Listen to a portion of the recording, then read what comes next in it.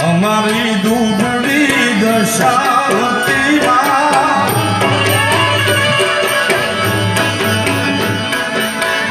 અમારી દુબળી દશાવતી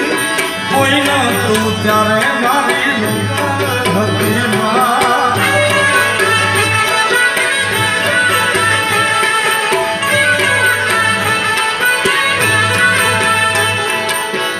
અમારી દુબળી દશારે હતી